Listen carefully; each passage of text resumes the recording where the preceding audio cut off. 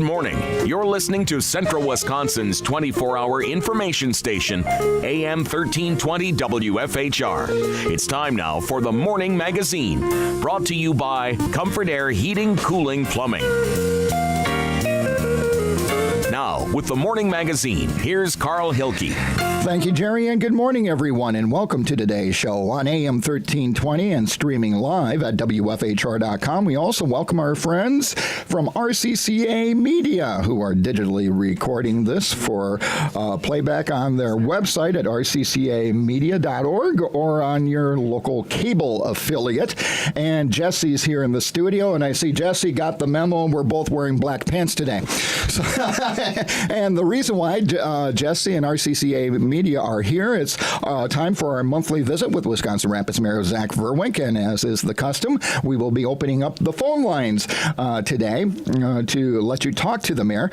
But today, the mayor brought along some very special young people, and we're going to learn more about the Mayor's Youth Council and Youth Day, which is coming up. With that, we welcome the Mayor of Wisconsin Rapids, Zach Vruwink. Good morning, Your Honor. Good morning, Carl. Okay, so why don't you introduce your two special guests for today? Well, we've got two guests joining us now and another guest joining us probably halfway through the show. Okay, you're busy today. We got a lot of stuff to cover, so we won't waste any more time. I've got Lexi and Ryan here this morning, who are members of the Mayor's Youth Council. They're here to talk about a special day that they've been planning taking place this Saturday. And a little bit of background on the Mayor's Youth Council. The Mayor's Youth Council was founded about 2 years ago, and we had high school students, both from Lincoln and Assumption, apply to join the Mayor's Youth Council. And the application was fairly rigorous. They had to go through a lot of references and really demonstrate why they wanted to make the community a better place. And so we've got over 20 individuals now that are part of the Mayor's Youth Council from both high schools, 9th through 12th graders. And so they focus on three areas. Legislative area, so what kind of policy might they want to make changes with in the city.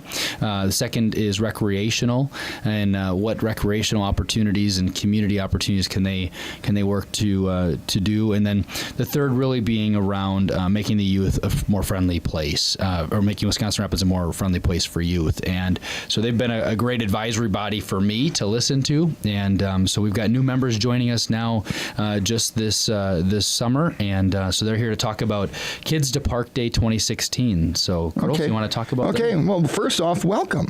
What got you motivated to be a part of the Mayor's Youth Council? Why don't you introduce yourself first, since people can't see you unless you're watching on RCCA Media. I'm Ryan.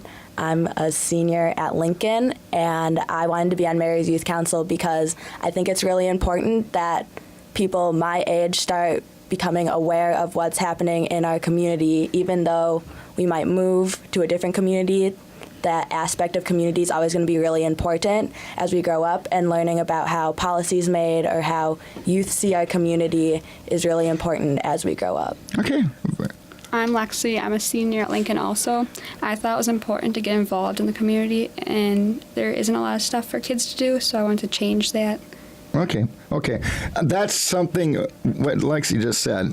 There's not a lot for kids to do. And sometimes I'm thinking, we're going, but there's this. And I guess the question is, do kids know what's available?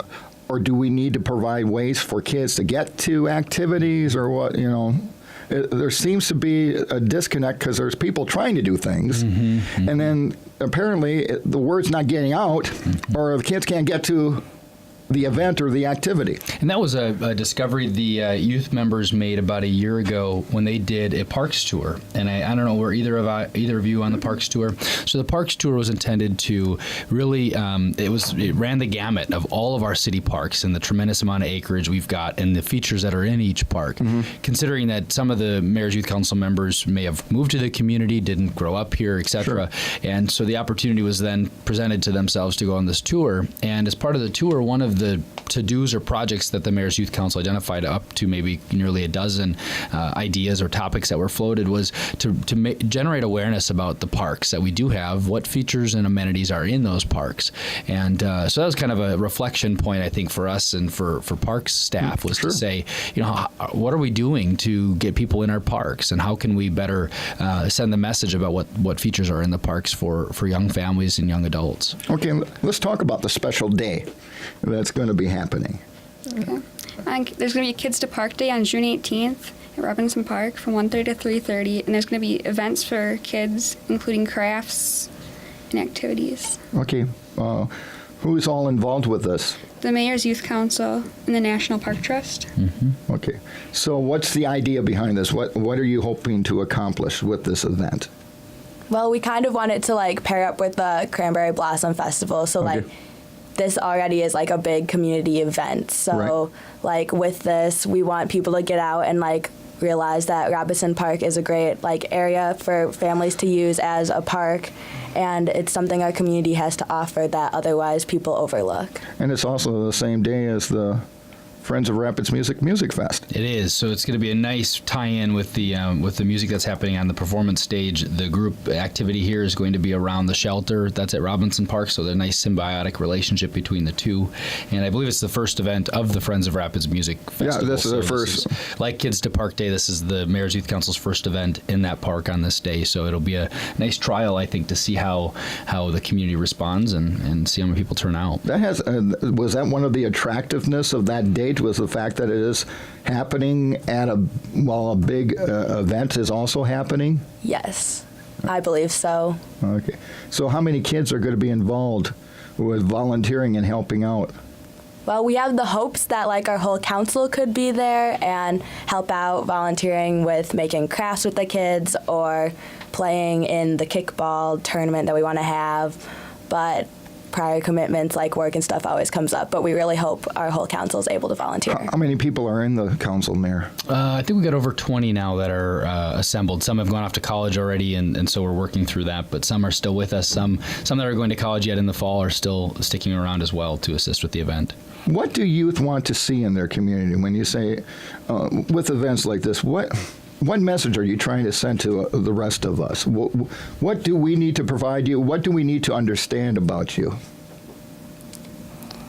I think that, I don't know, we definitely have the intrigue. We want to do things in our community. We want to have recreational things to be able to do. And one of the big parts of Youth Council is being able to say, well, here we are the youth, and this is what we would like to see. So Kids to Park Day is us saying this is what families with even younger children would probably like to see happen in their community. Okay. What about you, Lexi? I think it's trying to show kids getting active and kids getting outdoors. That's one thing I like. Yeah. I know you both have smartphones and everything else, Yeah. but get away from those screens and everything else. And like you said, kickball, I haven't played that since I was a kid. Getting out there and running around and working up a sweat and having fun. And that's what it should be about. So what kind of insight has the Youth Council provided you, Mayor, with that you maybe didn't have before?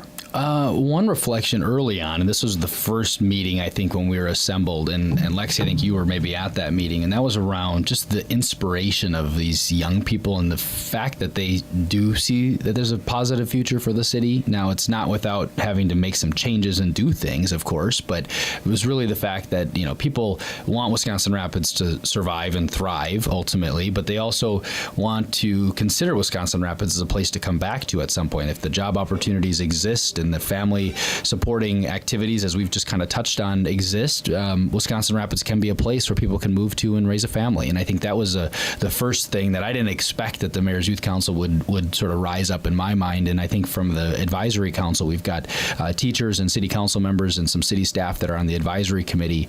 And it's been a good exercise for all of us to really think about a facet of the community that sometimes is overlooked as members of the youth community in Wisconsin Rapids. Ladies, what do you say when you hear folks my age or even older going, why do we have to change? I like Rapids just the way it is. We don't need no change. What do you, and I'm sure you've heard stuff, comments like that. I'm going to give you a chance to rebut that. What do you say to something when you hear that? Change can be scary, but it's also necessary and needed in any community and in Wisconsin Rapids because, like, we're the ones who are building the future here, who aren't set in stone in our jobs, are looking for opportunities that in a community that we can come back to. And unless there's change, that's not always guaranteed here. Well said. What about you? Change is necessary for the economy, for jobs. They need to change over time. Okay. But I'm sure you've heard that. Yeah. Okay. And, well, as people get older, you get set in your ways. And sometimes that blinds you to the change that's happening all around you or around outside of Wisconsin Rapids, and people are moving to these other areas and they're going, well, what's happening? Where are all the people going? Mm-hmm. Well, we haven't kept up. Mm-hmm. And so this provides a perspective. Are you having these young folks or the Mayor's Council report to the Common Council on a regular basis? Yeah, so like we're doing a contingent today, they're actually slated to do an update to the City Council. That's a project I wanted to talk about, and that was related to the pool and aquatics. So the Mayor's Youth Council has been actively involved in trying to get perspectives and opinions related to the pool and the pool situation. So I'll let them talk about some of the aspects of it, but really the city felt that, like it did an aquatic survey of the residents in a kind of a polling basis, the Mayor's Youth Council agreed that it would be a good idea to do one of them themselves, one of their peers. So they've just completed that. We don't have the details in front of us, and we can maybe have that on a future show, but maybe you can talk about kind of the pool situation. Okay, yeah. What's the view of young people with the whole debate and discussion about pool facilities and water recreation in Wisconsin Rapids? Well, the pool is the only pool in that area, and every other pool got shut down. And Nakusa Rapids was the last one, and that was the main thing for kids to do in the summer, and hang out was the pool. And now it's closed down, so a lot of kids are upset about it, I guess. Okay. Yeah. I do remember from those polls or the surveys that we handed out at school that based on Lincoln and Assumption together, the response was that we would like an aquatic center or a pool to use, and we would also use it. Mm-hmm. That's another thing. That's a big key. Yeah. If the city, if this community builds it, will kids use it?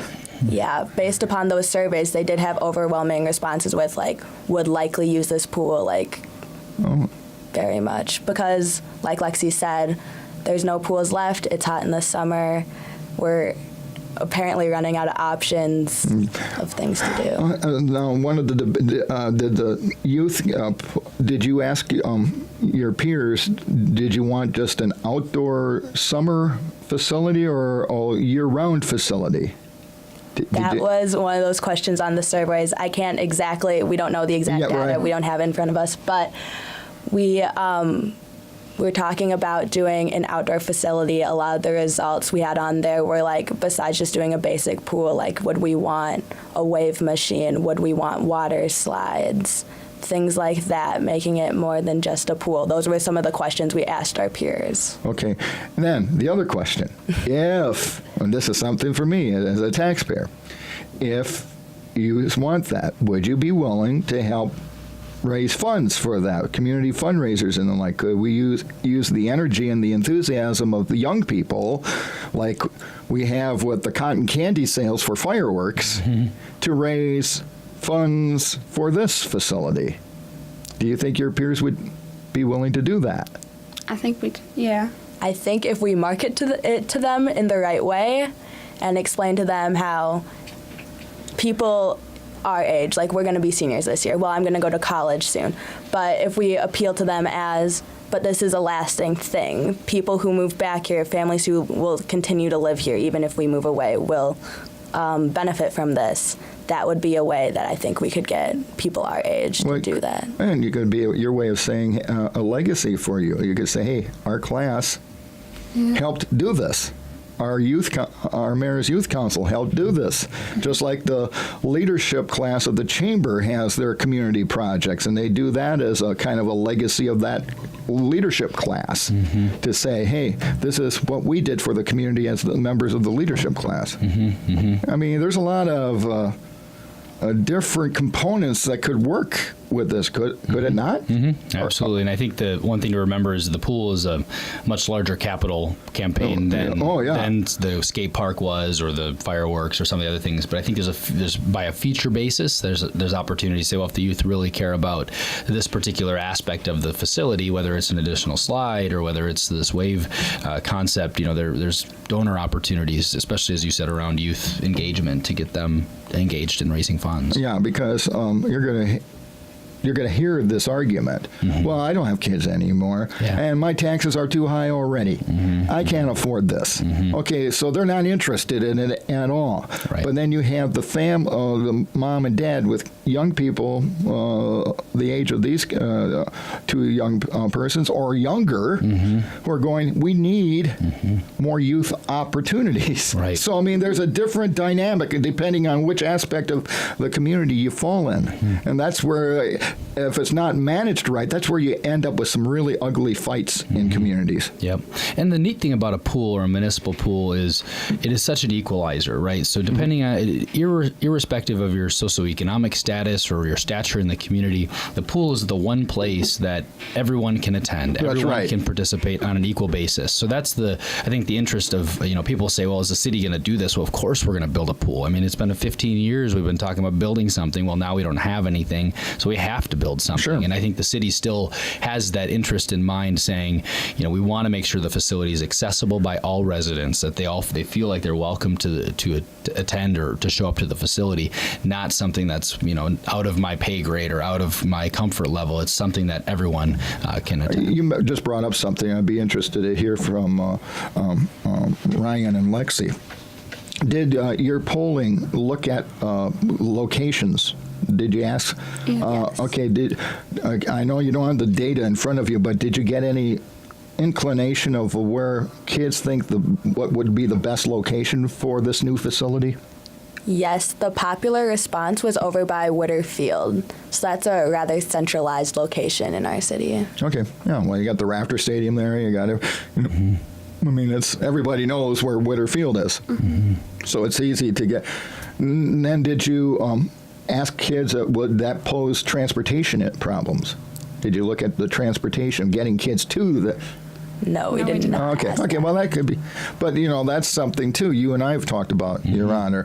If we're going to build this, how do we make sure that kids from all over the city and even the area get to the pool? Right, because one of the options of the city is, so there's a couple levels of pool development, right? It's a neighborhood pool, and there's a city-wide pool that serves the city, and then you get more of a regional pool.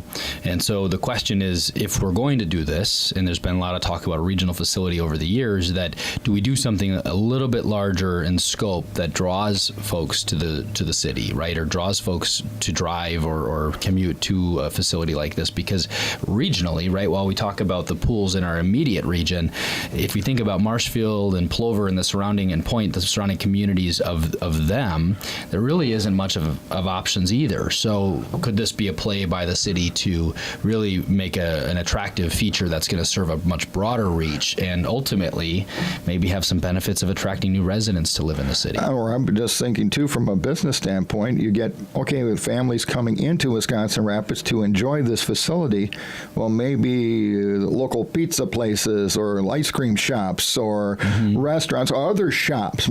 Kids, we're going. You go swimming, spend your day, be safe, and everything else.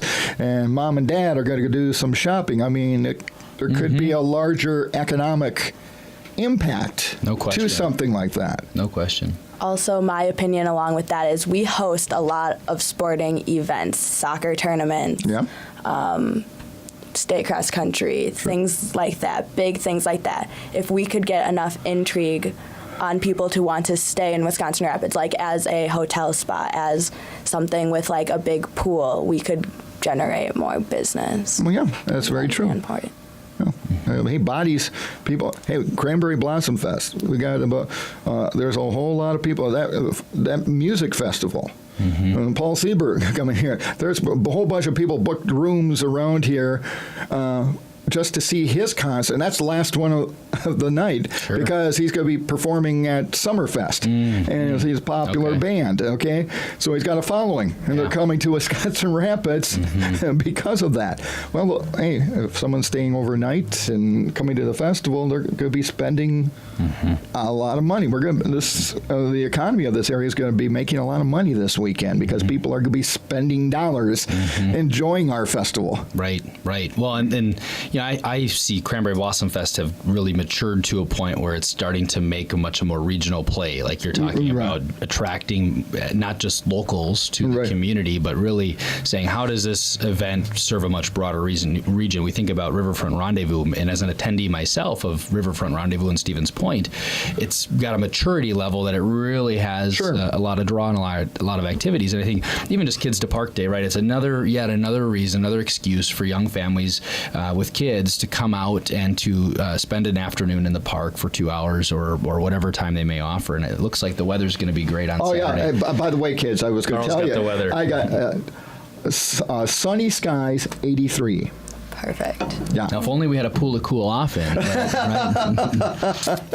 Maybe somebody could bring some hoses. And Sunday for the parade, plenty of sun and 85. Nice. Do you want to talk about the community partners that we've reached out to as far as business? Yeah, I was going to ask you about that. Who's helped you out with this? Involved in that? The libraries helped us out.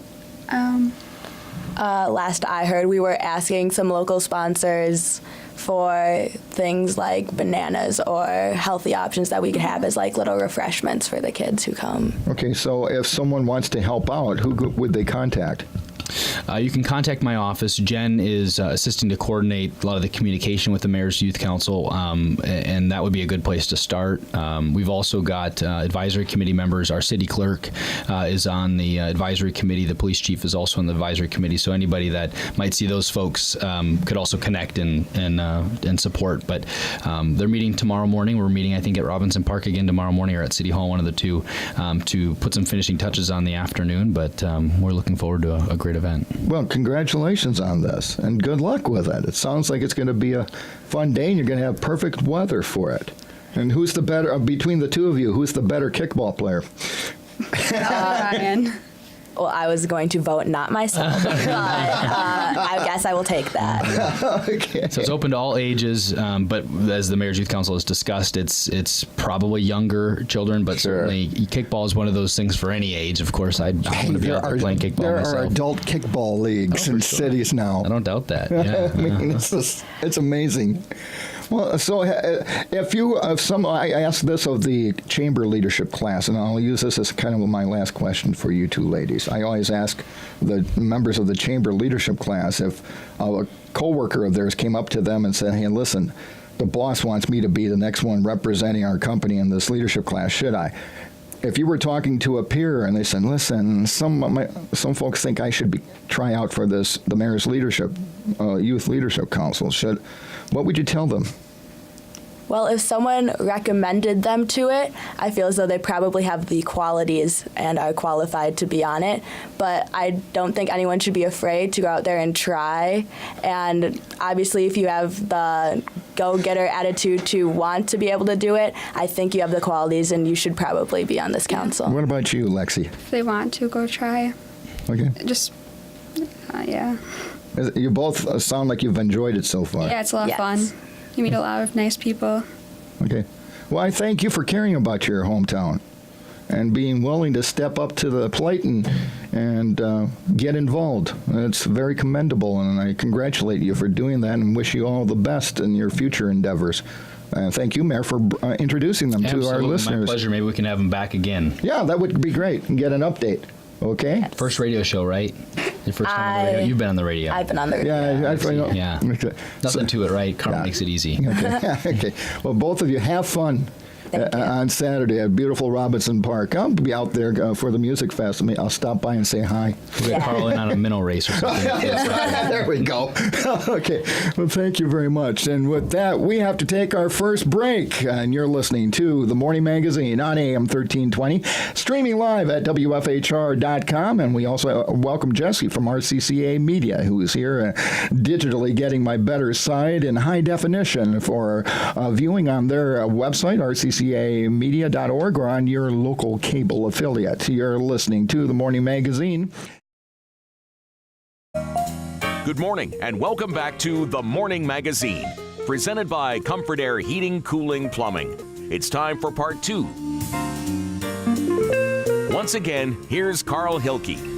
Thanks again, Jerry, and welcome back, everybody, to today's show on AM 1320 and streaming live at WFHR.com, and also on being digitally recorded here in the studio by Jesse of RCCA Media. And you can go to their excellent website to view that 24/7 there. Of course, the Morning Magazine is always archived, and check the listing of your local cable system for your public access station to view a rebroadcast of this program. Okay, we're continuing with Mayor Vruwink, and the phone lines, of course, are open if you want to talk to your mayor at 715-424-2600, pound 1320 on a U.S. cellular phone. But it looks like, based on your next guest, Your Honor, we're going to be talking about what's on everybody's mind. Economic, job development, and the like. Mm-hmm. And a lot of things that are connected to it that kind of are behind the scenes, ultimately. Okay, well, that's a good economics lesson. It is, yeah, and to understand that it's very complex, of course, and there's a lot of pieces to it. So I've got Adam Tagan, our Planning and Economic Development Director with the city. He's one of the few department heads that hasn't been on the radio with me yet. So this is okay. That's great. He's somehow gotten by without this opportunity, but his moment was coming, and it just happens to be today. Well, welcome, Adam. Thanks for having me. I'm glad you're here. So, as director of, just as a basic introduction for folks to understand your role in City Hall, what are the responsibilities of the Director of Planning and Economic Development for the City of Wisconsin Rapids? All right. Well, it's a wide variety of things. Planning, obviously, is a portion of it. And when we're talking about planning, we're talking about long-range planning. So we're looking at comprehensive plans, downtown waterfront plans, things that are forecasting where we want to be in the future. So that's one aspect of it. The economic development aspect of it is really looking at business development, business retention, and business attraction. So really trying to help our existing businesses here, whether it's that they're looking at an expansion, how do they get through typical government red tape, as it were, and to get to that expansion, or if a company's looking at locating here, how do they make that happen? And then my department also oversees zoning enforcement, zoning code. We also oversee ordinance control, which is the guy who goes out and deals with long grass, trash in the yard. And then we also oversee the building department. So obviously, anytime you're building a deck, putting an addition on, that also falls under our department. So wide variety. Oh, yeah, a lot of different things. And when it comes to job development and your relationship with entrepreneurs and business owners, one of the complaints, and it's been in this city and probably all cities, but any level of government, we want to do something, but I got to jump through so many gosh darn hoops, and I'm cleaning it up. And do you want the jobs or don't you? That's usually where the business person will throw up their hands. Do you want my business or don't you? And so what are you in Wisconsin? I know the mayor and the council basically said, we got to clean this up, make it easier to be more competitive. What are you trying to do to make it easier for a business owner who wants to do an expansion or someone that's coming into the city to set up a business? What steps are in place or are being looked at to make that easier and more friendly? Okay. Well, a wide variety of things. Obviously, one of the newer things was actually the creation of my position, which was done about 6 years ago, or 7 years ago, maybe. Prior to that, there was no really business development person within the city. So if a company wanted to locate in the city or expand in the city, there wasn't a clear point of contact. So having someone who can be there, who can answer the phone, who can make sure that they are led through that process, their hand is held through that, that's kind of a key component, I think, of having my position in place. But we're also looking at the red tape, as it were, trying to figure out what regulations actually work, which ones are actually necessary, and which ones don't work. And so we're slowly working our way through. There's a lot of ordinances, but we're working on a cleanup. One of the biggest ones is our zoning ordinance. Our ordinance hasn't been updated since the early 90s. So obviously, I think most people, either listening or in this room, have changed a little bit since the early 90s, and business priorities have as well. So really beginning to look at that, that's a whole scale rewrite. We're taking our existing code, throwing it out the window, basically, and starting from scratch. One of the things, gentlemen, that people always complain about, and whether they're council members or business people, when you do these kind of things, is you got one ordinance saying something and another ordinance saying the same thing, or they contradict to one another. And can't we just, isn't that one area to start, is to clean this up? If there's duplicate ordinances saying the same thing, just put it into one. Or if there's contradictory ordinances, let's get a better understanding. I couldn't agree more. That's one of the reasons I pushed for the zoning ordinance rewrite. Again, since it has originally adopted in the early 90s, over the last 20, 25 years, there's been multiple amendments and updates. Yeah. And what that does is it creates exactly what you're talking about, that there's ordinances that say one thing, and on the other hand, it says something completely different. It makes my job difficult, and it makes the community's job of understanding government even more difficult. So yes, I would agree that's one of the goals of this project.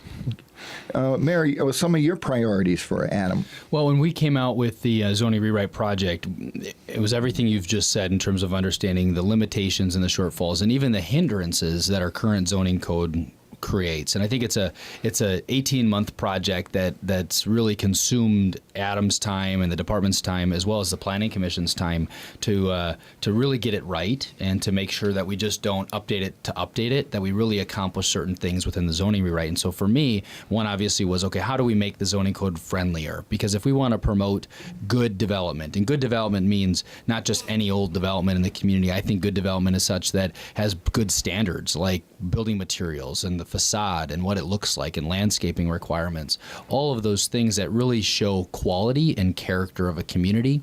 So when people say, well, a development of such, why does it look like that? Well, our zoning code has very basic standards today. And so the zoning rewrite code is to say, okay, look at certain parts of the community and say, what do we want this area to look like in 20 years? Because we expect the zoning code, to the rewrite of this project, the zoning code to last a good amount of time. May not be 20 years in a new form, but in large aspects, our current zoning code has lasted how long? So therefore, it really has an opportunity to really promote long-range development practices and standards in the city.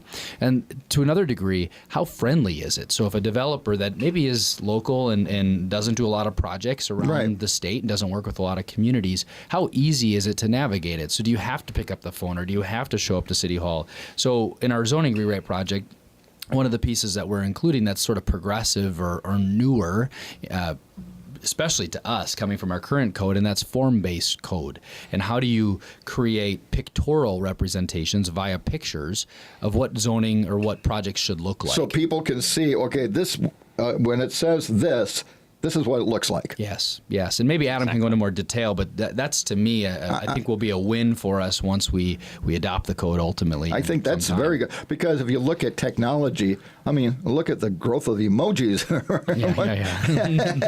and everything Expression, else. Right? It's all about expression. Yeah, but people need to understand, and sometimes you're reading a description, it's in legalistic language, and you're going, do I have to call my lawyer to explain this to me? So talk a little bit about it. Yeah, exactly. Traditionally, zoning codes were set up to separate uses, and that's kind of the emphasis. So it's all about what the land use is on a piece of property. So if you look through our current code, 90% of it is saying that within this district you can do A, B, and C. And there's very little about community character, what we want it to look like, aesthetics, anything like that. What form-based code does is it says, you know what, the use isn't necessarily the issue as long as it fits into the location that it's in. So it can be a restaurant, it can be an office building, it can be a multifamily building, as long as it's built and matches the character of the location. So as long as it has similar architectural style, as long as it has a certain amount of landscaping, all those things actually end up minimizing any potential impact. So it's really, again, the emphasis on the community versus that it's not specifically listed as a land use. So that's really the goal of this. In addition to that, the other aspect of this new zoning code is that we're looking to get it more online, so that if you're a business owner, obviously 9 to 5 is probably trying to earn some money. That's Right. what they want to work on. But at 8 o'clock at night, maybe they're thinking about that new project. And what this code rewrite will allow them to do is go online and get at least those basic questions answered. So that's kind of something else that we're very excited about. And maybe contact with like you or the mayor and say, I would like to set up a meeting to Exactly. talk about this development that I'm thinking about. Okay. Yeah, and I think that just it furthers our ability to be competitive. So if developers like to do business with the city of Wisconsin Rapids, for example, the more likelihood they're going to do more projects here, right? If they have a bad or a poor or an average experience in this community, they're going to continue to do business elsewhere, right? They've got a certain amount of spend and investment to make, and so I think that's going to be a win for us that will pay dividends well beyond probably my time and Adam's time. Maybe, I don't know, Adam's young enough to be here for a while, so who knows? I want to give an example of and I wanted to hope if you got any update on this, I'd be interested in it. But we had a recent controversy in the last council meeting of the proposed development by Quick Trip, and it was certain elements of the community that were upset about this proposal. How can a streamlining of of this help alleviate that, so that we don't get to that level? So it's because, quite honestly, when you go through that, the city doesn't come off looking very good. It doesn't look business friendly to the outside public when they're seeing this. No, I couldn't agree more. One of the main things that we want to look at is if you participated in the public hearing or you watched it on television or got an update on the public hearing that occurred, it was about 2 hours of discussion. And ultimately what it came down to are some fairly standard things that come up in almost any development. It was concerns with light, it was concerns with noise, it was concerned with basically sight lines, whether or not they could see it, what that impact of that development was going to be on the residential that was in the nearby area. Quality, properly written zoning code can actually have all those standards incorporated up front so that you actually take away the need for a public hearing, and then it streamlines the process. So basically the developer knows up front that if I do A through F or however many standards there are, they know that project's going to move forward, and basically they can get to that building permit sooner without having to go through that process. And the end result is actually as good or better than it is when you're sitting there being piecemealed each and every time. And then they can determine, okay, well, based on these standards, that site doesn't meet our needs. Exactly. Yep. Or it does, and we're going to follow this. Okay, we can do this, so let's put in for it. Right. So that way everybody understands right up front. We don't have to have this misunderstanding, as it were. Well, in political discussion, that's sometimes emotional, right? You add emotion to it, and then you get, the question of, what do I want out of the project? That's What exactly. do I want to see? And it's, and so you question singular interests and things. So it's like, okay, we've got to adopt some uniformity to these things because, as Adam mentioned, otherwise it really can streamline the process and make it much easier for everybody involved, neighbors and developers alike. Okay, we got to take a quick break, and then we'll be back with more here on The Morning Magazine.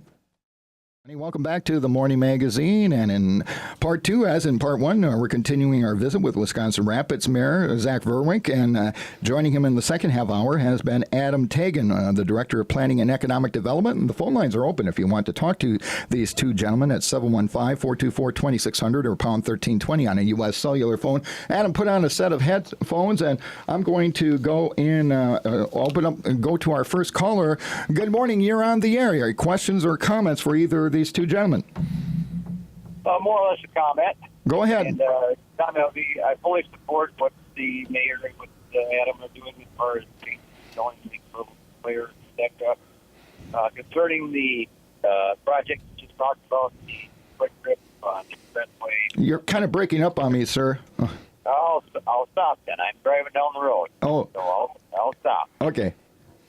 And if I stop, I hope I'm better now. Oh, yeah, there you are. Okay, much better. Mm-hmm. Okay, but in considering the project or the quick trip project and expressway and so forth, I do believe that property is probably zoned commercial. Am I right, Adam? The majority is zone B2 general commercial, correct? Right. So something is going to go in there, could go in there eventually. Otherwise, the property's going to sit vacant forever. If the people that are objecting it don't want something to go in there, then they should buy the property so nothing can go in there.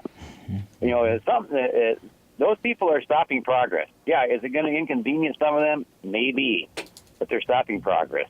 They're going to have something there eventually. They wouldn't like anything. And then I'll shut up and listen. Thanks much. Hey, thank you for the call, sir. And with that, we got another caller. You're on the air, and your comment or question. Well, yes, I'd just like to thank the mayor for his update of the city on the Clean Green Action Committee. Really, the credit goes to Carol Davis very much and Joe Ansel, who is basically the chairperson of the Clean Green Action Committee on our cleanup with, I call it taking hot dogs out of pop bottles, but... Probably happens often. I want to thank the mayor for that. That's good that recognition was given to that organization, which does a lot of good things. They do a lot of great things, and I think the one piece in there that I included in my community update the caller's referencing was a call for additional volunteers for recycling rangers, which is the exercise of going to these large-scale events and really trying to pull recyclables out of garbages oftentimes. Okay. Yeah, not a 3-week seminar at all. Okay. Okay, thank you. Thank you, Bill. Bye-bye. Okay, well, you heard that gentleman who called in talking about, and that's one of those things. Yeah, this is zoned commercial. Now, but I mean, from there's an aspect. There was even an industrial component, I think. There is, on one of the parcels. The former dance studio was the M1 zoning that it had, and for some reason over the years it carried that zoning. Adam, do you want to comment on that? Right, yeah, there's kind of the behind the scenes. A portion of it is residential. There's one home on the far northwest corner of the property. But yeah, there's actually an industrial zone property right next to the residential as it sits today, which I believe, in talking to our former city historian, Dave Laspa, is that when that was a railroad track, obviously prior to the expressway being put in, that was actually a somewhat industrial area. So it made sense at one time, but again, that's a problem with not updating your zoning code more than once every 30 years. You end up with those remnants of incorrect zoning out there. Okay, we got another caller, so let's get to them real quick. You're on the air with the mayor and Adam. Yes, I'd like to have the mayor explain on the old 4th Avenue where Bullseye Credit Union is over there by the mill. Whose is responsibility for fixing that road there?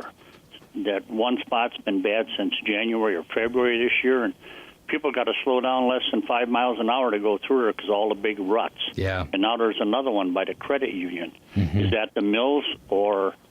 And I'll take my answer off the air. Okay, thank you. Great question. Thanks for the caller. I just drove it yesterday morning, and I asked myself the same question. I got the answer, so it's timely. There's actually 3 spots there. There have been water main breaks in front of the entrance to the 16 paper machine. The caller referenced some work that was actually done with adjacent to Bullseye Credit Union's work of their reconstruction of their parking lot and some other things they've done there, I think, to deal with some stormwater issues. And then the third one is, I'm not sure what building Verso uses it for now, but it's on the corner of High and the 34. The county takes care of all of the small patches that are the majority of the small patches of the city. Sometimes the utility, now that's a utility project, so Water and Light would be responsible, I believe, for coordinating who the contractor would be. But the county's cold mix or the hot mix patch or the hot mix plant, did not get started until later this year, later this spring, and so therefore they had projects in the pipeline before us. There's some additional projects that I've discovered around town that are graveled yet that say, caution, slow down.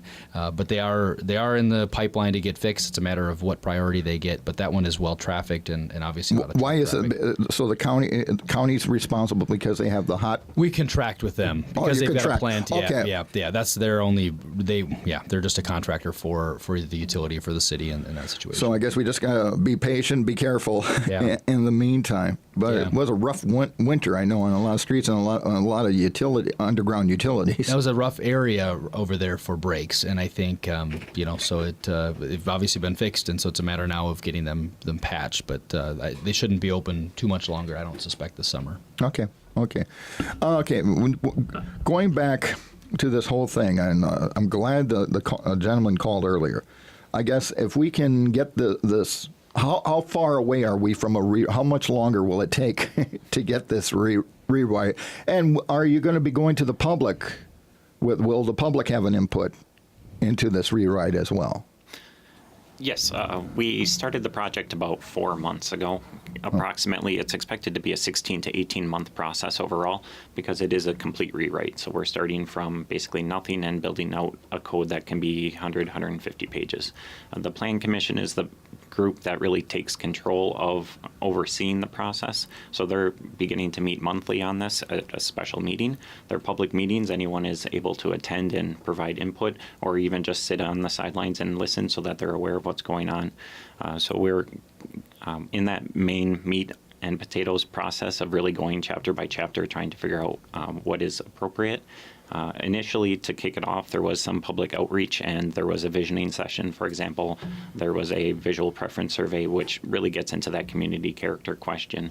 But the city does have a link on my department page, Planning and Economic Development, on the city website that'll actually take you to a dedicated site on just the zoning ordinance. And it'll update you on upcoming meetings, progress, what has happened in the past. So yes, this is a very public process, and anyone who is interested, zoning, not the most interesting thing in the world, but if you are interested, by all means, or you can contact me and I can get you the information. We got the Common Council coming up next week. Are we going to have the quick trip item back on? What's the and also the status in downtown development? Sure. In the couple minutes we've got left, I'll crank through the first question. That's Quick Trip. We had our Planning Commission meeting, which was what the council referred the item back to. The Planning Commission reaffirmed their original decision, and that was to unanimously approve the request by Quick Trip for the rezonings, the 2 rezonings, and the conditional use permit. There were no additional conditional uses imposed by our conditions opposed on the conditional use permit that was issued, or that was sent to the council originally. I think there's been some greater understanding by city council members as to process and what stage things occur. For example, any infrastructure improvements such as intersection modifications, whether it's putting some additional timing at the lights or additional turn arrows or even a possible turn lane. I think there's some better understanding now that the conditional use permit is a process that should proceed, absent anything else that comes associated with that. Because the concern of the conditional use is what conditions do we want to put on to improve any concerns with health, safety, and welfare, and so. The traffic impact analysis continues, and I think we should have, in a short order following the council meeting next week, have that back from Quick Trip and DOT and our internal review to then begin discussing with Quick Trip what, if any, modifications will be required at that intersection, incidental or coincidental with the Quick Trip development. So that's, I guess, a short answer. I don't know if, Adam, if you got anything else to add, but we've got our conditional use, and the action by the Planning Commission will be taken up on Tuesday, and then from there we will, provided it's positive on Tuesday, which I sure hope and expect, I guess. I'll be so bold to say at this stage that it'll proceed, and then we'll have the development agreement that would lay out if any responsibilities are of either party in that regard. Right. Yeah, don't think you missed anything. Okay, and then the last question, downtown development. So we continue to discuss with the state other grant opportunities or financing opportunities to help realize the project that we've got in the Triangle redevelopment. We had the WEDCs delayed in their awards of their site assessment grant, and that's a project that Adam has been leading as well. But we sure hope to have notice here in the coming weeks, if not months. I don't think they're that far behind. Question is there enough money in the pot that we applied for? It's a very highly sought after pot of money, and that's related to the Good Time Charlie's property. One event that we're working on with the Chamber of Commerce is to have an event actually at the site to start getting people discussing and realizing what opportunities, and even informing us, what do they see they'd like to support in the development of the site. So we're shooting for something in late July. I think it follows our next radio show, so we should have more details for the next radio show on that front. Okay. Well, I guess the bottom line is, if you're an entrepreneur, a business person, just a regular citizen who's concerned about zoning or how your town looks, now's the time to get your input. Yes. Because we're doing the rewrite. Yes. Yes. And hopefully we'll learn from this that you don't wait 30 years for a rewrite. That's right. That's why we hired Adam. Okay.